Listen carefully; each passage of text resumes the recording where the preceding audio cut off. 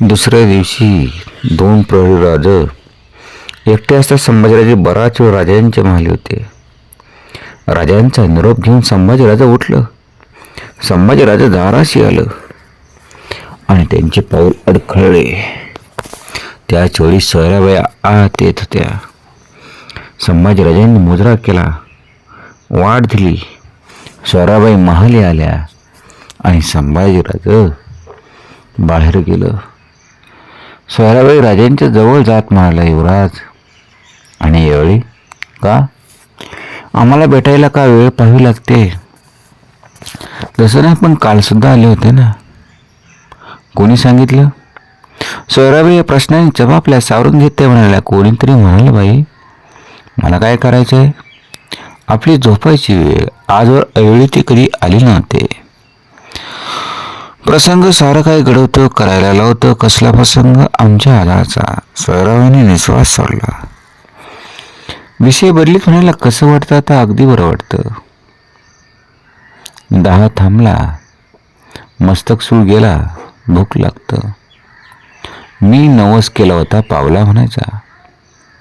आम्ही आजारी पडलो आणि राज्यात अफवांना केवढं पीक आलं. पंत सकाळी आले होते, ते सांगत होते, लोक म्हणतात आम्हाला 20 प्रयोग झाला होता. म्हणून सोयराबाई बेचैन झाल्या. महाराज त्यांच्यावर नजर खिळीत पुढे म्हणाले, एवढंच नव्हे तर आमच्या कानावर आलं की खुद्द काहीच नाही. सांगावं ना माझी शपथ, पण कुणाला बोलू नका, बिलकुल बोलणार नाही. राजाने एक वेळ दरवाजाकडे पाहिलं. सोयराबाई नजीक गेल्या. हळूहळू राजा म्हणाले, सुटली म्हणा.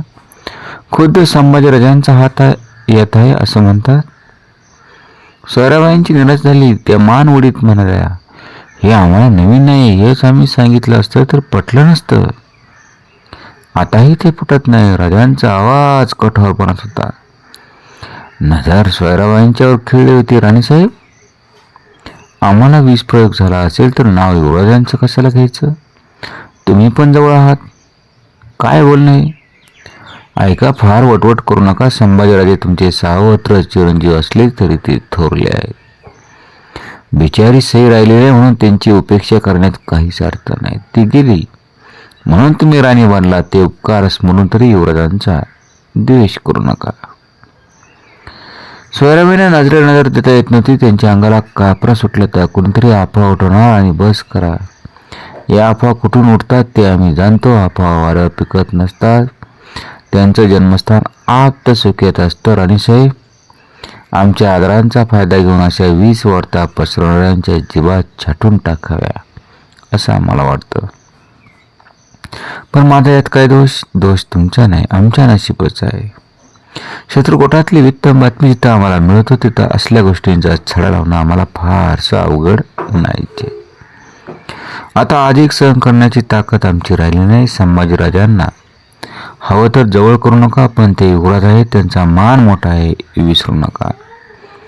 यापुढे असले खेळ मला चालू राहिले तर आम्हाला आपल्या राणीपदाचीही ओळख राहणार नाही. आमचा एवढा संशय होता तर मग इथं राहावं तरी कशाला? डोळ्याला पदर लावी सोयराबाई म्हणाला, हिरणला थांबवा. आम्ही तेच सांगणार होतो. उद्या रायगडी जाण्याची तयारी करा. इथे तुमची मुळीच गरज नाही. जा. महालाबाहेर येऊनही बराच वेळ सोयराबाईंच्या अंगाचा कापरा कमी होत नव्हता. राजांच्या प्रकृतीला चांगले बरं वाटू लागले. राजा गडावर हिंडू फिरू लागले. राजांच्या आदरात तानाजी, मोरोपंत, निराजीपंत, दत्ताजीपंत, हरजीराज, हंबीरराव, येसांजी, जवळची माणसं साताऱ्याला गोळा झाली होती. साऱ्या मालमा काही काळ थंडावल्या होत्या. राजांच्या आदराच्या अनेक अफवा पसरत होत्या. राजांनी सर्व गडांना, अधिकाऱ्यांना आपल्या खुशालीची खलिते पटवले. नव्या मोहिमांचे विचार सुरू झाले आणि अर्धवट पडलेल्या जंजिराची मोहीम हाती घेण्याची आज्ञा राजांनी केली. फौजा निरनिराळ्या मोहिमेवर पाठवल्या जाऊ लागल्या. नजरबजांची वर्दळ गडावरती ओढ लागली. राजांना राज्यातल्या वार्ता कळू लागल्या. एके दिवशी एक स्वार तातडीने गडावर त्याने आणली थैली वाचून राजांना आनंद झाला. सकाळच्या थंडीचा प्रभाव कमी झाला तर आकाशात सूर्य चढत होता. राजा सदैव बसल्या. राजांनी अंगावर शाल पांघरली होती. शेजारी नराजीपंत, मोरोपंत, हंबीरराव, येसाची मंडळी आजबीने उभी होती. राजा संभाजीराजांची वाट पाहत होतं. संभाजीराजा आलं, त्यांनी राजांचं पाय शिवलं. एवढ्या सकाळी सदर का भरावी, आपल्याला का बोलवावे, हे संभाजीराजांच्या ध्यानी येत नव्हतं. राजांच्या चेहऱ्यावरील प्रसन्न भाव पाहून संभाजीराजांना धीर आला. न राहून त्यांनी विचारलं, आवासाहेब, आज्ञा बरी झाली? आज्ञा नव्हे शंभूराजा, इच्छा, प्रबळ इच्छा, तुम्हाला पाहावंसं वाटलं. संभाजीराजांचं मन आनंदलं. राजा युवराजांकडे पाहत होतं. त्यांच्याही चेहऱ्यावर स्मित झळकलं होतं. युवराज, आता तुम्हाला आम्ही एक कामगिरी सांगणार आहोत. जी आज्ञा. रघुनाथ पंत हनुमंत आमच्या भेटीसाठी येत आहेत. ते आज साताऱ्याला येते. त्यांना सामोरे जाऊन मानानं गडावर घेऊन या. हनुमंत यांचं नाव ऐकून संभाजीराजे गोंधळात पडले. खुद्द युवराजांनी सामोरे जाऊन स्वागत करावं अशी कोण व्यक्ती? राजांनी युवराजांच्या मनातले भाव ओळखले. म्हणाले, युवराज, रघुनाथ पंत हनुमंते तशीच अफलातून समय आहे. थोरल्या महाराजांकडे नारो श्रीमंत हनुमंत मुख्य कारभारी होते. त्यांच्या पंचायत त्यांचे पुत्र रघुनाथ पंत यांनी कारभारी पद चालवले. थोरल्या महाराजांचा काळ झाल्यानंतर रघुनाथ पंत आमचे बंधू इंकुजराजा यांच्याकडे राहिले. ते आमच्या भेटीसाठी गडावर येत आहेत. काका महाराजांनी काय निरोप पाठवलाय? तुमचे काका महाराज आमच्याबद्दल तेवढे प्रेम बाळगूत नाही युवराज. मग युवराज, नव्या रक्तांच्या माणसांना जुने सल्लागार नको वाटतात. त्यांची अडचण वाटू लागते. रघुनाथ पंतांना इंकुजराजांची नोकरी सोडायला लागली. ते भागानगरला नोकरीसाठी गेले. प्रल्हाद पंताकडून ते आम्हाला कळलं, आपली माणसं अशी दरबारी जावीत हे मनाला रुचे ना, तेव्हा आम्ही त्यांना आमच्याकडे बोलावून घेतलं आहे. अशी अनुभवी माणसं वाऱ्यावर सोडून कसं चालेल?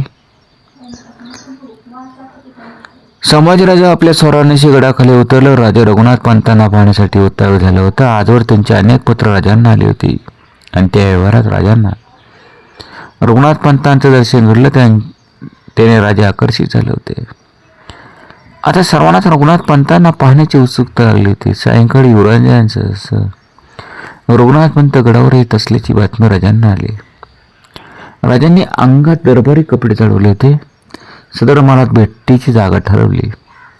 त्यासाठी सदर महाल खास शृंगारला गेला होता. सदर महालात रघुनाथ पंत पोहोचल्याची बातमी येतच राजे आपल्या महालातून निघाले. अलकाबांचे पुकार उठू लागले. हाती सुवर्ण गुरजूप घेतलेले भालदार आदब बजावीत पुढे चालत होते. राजा संत पावले टाकीत पुढे जात होते. राजा सदर चालले. मुद्रेसाठी माना लागल्या. मुद्र्यांच्या सहास्य वदनाने स्वीकार करून राजा आपल्या खास बैठकीवर विराजमान झाले. सदर महालात उभे असलेल्या रघुनाथ पंतांना राजा पाहत होता. रघुनाथ पंत उतारावयाकडे झुकले होते तरी त्यांच्या शरीरावर तेज होतं. डोक्यावर गुलबेशी रंगाची पगडी. पगडीला मोत्यांच्या झिरमळ्या, अंगात रेशमी अंगरखा, पायात दक्षिणी रुंद काठाचे तर उजव्या खांद्यावर जरी पल्लवाचे उपरणे. हा रघुनाथ पंतांचा थाट होता. रघुनाथ पंत रंगाने उजळ होते. घाऱ्या डोळ्यात हास्य सामावत तर रुंद कपाळ, धारदार सरळ नाक बुद्धिमत्तेचे लक्षण सांगत होते. राजांच्या कल्पनेनुसार रघुनाथ पंतांचं चित्र उमटलं. याचे राजांना समाधान होतं. रघुनाथ पंतांची तीक्ष्ण घारी नजर राजांना निरखित होती. राजांची शोधक नजर रघुनाथ पंतावर खेळली. रघुनाथ पंतांना नजरेला नजर देणं कट गेलं. त्यांची नजर आपोआप खाली वळली. राजांच्या चेहऱ्यावर स्मित उजळलं. रघुनाथ पंत, आम्ही तुमची भेट घेण्यात उतावीळ होतो. हे आमचं भाग्य. सेवकावर सदैव कृपा राष्ट्राची हीच प्रार्थना. रघुनाथ पंतांनी राजांची कीर्ती ऐकली होती. त्यांच्या राज्याभिषेकाच्या वार्तेने पसरलेली दहशत रघुनाथ पंतांनी पाहिली होती. राजांना प्रत्यक्ष पाहून त्यांच्या मनात भरता आलं. राजांनी शेमकुशल विचारलं. रघुनाथ पंतांनी नजराणा म्हणून दक्षिणेतल्या अनेक वस्तू जड जवाहर राजांच्या पुढे ठेवले. निष्ठा पाहून राजे बहुत संतोष पावले. मला रघुनाथ पंत, या मौल्यवान गोष्टी आहेत खऱ्या, पण आम्हाला आणखीन एक वस्तूची आवश्यकता आहे. आज्ञा महाराज. रघुनाथ पंत म्हणे, तुम्ही आमच्या दरबारी कायम असावा अशी आमची इच्छा. त्यापर्यंत सुख नाही. आमची परंपरागत मुजुंचा व्यवसाय तोच मिळेल तर. आमच्या मनातील गोष्ट तुम्ही सांगितली. आमचे मुजुमदार निळ सोनदेव वाढल्यामुळे त्यांची जागा तशीच रिकामी आहे. आम्ही आजपासून तुम्हाला मुजुमदार होद्दा देत आहोत. राजाने रघुनाथ पंतांना मानवश्री घेऊन मुजुमदारी सांगितली. रघुनाथ पंत राजांच्या सेवेत रुजू झाले. रघुनाथ पंडित आले तसे दक्षिणेची सारी वार्ता राजांना कळू लागली. व्यंकोजीराजे सामान्य लोक जवळ करून त्यांच्या तंत्राने मागू लागले होते. जुन्या अनुभवी सल्ल्याची त्यांना आता गरज उरली नव्हती. शहाजीराजांनी मिळवलेली जहागीर अनावधी कारभारीत विस्कळीत होत आली होती. रघुनाथ पंतांनी व्यंकोजीराजांच्या ध्यानी आणून देण्याचा प्रयत्न केला. शिवाजीराजांनी कसा पराक्रम करून राज्य संपादन केलं हे त्यांनी सांगितलं, पण व्यंकोजीराजांना पटलं नाही. आपण पाचशाही दौलत खातो, त्यावरच कमरबंदी करून पाचशाही उडवावी हे उचित नाही असे त्यांना वाटे. रघुनाथ पंतांचे सांगणे व्यंकोजीराजांना रुचींना तेल वाढू लागली. भर दरबारी रघुनाथ पंतांचे अपमान होऊ लागले. त्रस्त होऊन रघुनाथ पंतांनी व्यंकोजीराजांची नोकरी सोडण्याचा निर्णय घेतला. राजांना हकीकत ऐकून फार वाईट वाटलं. म्हणाले, व्यंकोजीराजांनी असं वागायला नको होतं. महाराज, मी पुष्कळ सांगून पाहिलं, पण त्याचा परिणाम उलटा झाला. माझ्यावर वितराजी होण्यापर्यंत मजल गेली. व्यंकोजीराजांच्या पदरी आमची शोभा जतन होणं शक्य दिसेना. तेव्हा ती जागा नाईलाजानं सोडावं लागली. त्यांनी तुम्हाला स्वखुशीने जाऊ दिलं. राजा उद्गारले, काय सांगावं महाराज. रघुनाथ पंताचा आवाज कठोर बनला. निरोप घ्यायला गेलो तर आम्हाला व्यंकोजीराजे म्हणाले, जिथे केला असला कारभार कुठं करू नका, ते सहन करून घेणारी माणसं भेटणार नाही. पण महाराज, आयुष्यभर केलेल्या सेवेचे फळ मलाही भान राहिलं नाही. मी व्यंकोजीराजांना सांगून टाकलं, आम्ही सेवक उगीच नाही, दुसऱ्या स्थळी गेलो तरी अर्धासनी तुम्हाला बसू. अगर मनात आणलं तर आम्ही तुमच्या अर्धासनी येऊन बसू. राजा खिन्नपणे हसला. म्हणा, रघुनाथ पंत, स्वाभिमान जरूर असा, पण शोकी यांच्या नाश्याला केव्हाही कारणीभूत न व्हावं. शोकी यांच्या बाबतीत क्षमा ही सदैव आठवावी. संतापाच्या भरात बोलून गेलो तरी ज्या अन्नावर आम्ही पोचलो ते कसं विसरू. आमची तुमच्याकडून हीच अपेक्षा आहे. व्यंकोजीराजांना आम्ही पत्र लिहिले, पण ते आम्हाला परके मानतात. त्यांना एकदा भेटावं, त्यांच्याशी बोलावं असं वाटतं. त्यांनी मानलं नाही तरी आम्ही मोठे, आम्हाला कर्तव्य विसरून कसं चालेल. मग अडचण कसली. अडचण नाही, संधी यायला हवी. ते आपण आले. प्रल्हाद निराजीसारखे आपले चतुर माणसं कुतुबशाहीत आहेत. माझ्यांना अकांना हे कुतुबशाहीचे खरे प्रधान आहेत. त्यांच्या मनात आपल्याविषयी आदर आहे. खुद्द कुतुबशाह आपल्याविषयी भीती बाळगून आहे. महादांना अकांना याने कुतुबशाहीच्या मनात आपल्याविषयी स्नेह निर्माण केला आहे. आपण मनात आणला तर स्नेह पक्का करण्यास अडचण येणार नाही. तुमच्या मनात ही गोष्ट आहे असं दिसतं. रघुनाथ पंतांचा डोळा पणाला आवाज घायला म्हणला. आपले डोळे टिपीत म्हणाल, महाराज, इथं आल्यापासून मला जीव गुदमरत आहे. जे राज्य आपण संतावत केलं त्याला तोड नाही. आज थोरले महाराज असते त्यांना धन्य वाटलं असतं. थोरल्या महाराजसाहेबांचं स्वप्न तुम्ही साकार केलं, पण एक स्वप्न तसं दूर राहिलं. कोणतं. जोर उत्तरे मोगलाय तोरे राज्य सुरक्षित नाही. त्यासाठी दक्षिणेतल्या राज्यांची एकजूट होणं आवश्यक. हे थोरल्या महाराजांच्या मनात सदैव होतं. आदिलशाही ते आता जाणवते. कुतुबशाही यांचा आनंदानं स्वीकार करेल. व्यंकोजीराजे तर आपले लहान बंधू एकजूट झाले, आपलं स्वप्न साकार होऊन जाईल. व्हायला फारसा वेळ लागणार नाही. कसलं स्वप्न. एक ना एक दिवस दिल्ली तख्ताची भीती नाहीशी करण्याचं, आमच्या परमपवित्र काशी विश्वेश्वराची स्थापना करण्याचं. कोणी सांगितले तुम्हाला महाराज. आम्ही दक्षिणेत तरी आमचं सर्व लक्ष इकडं लागून होतं. राजा शंभर होणार झाले. बोलून गेले, जगदंबेची इच्छा, तिच्या आश्रयाने सारे मनोरथ सिद्धीस जातील. राजाने पंतांचा त्यांच्यावर आलेले त्यांचे बंधू जनार्दन, नारायण आणि इतर कुटुंबियांचा परामर्श केला. सर्वांची व्यवस्था लावून दिली.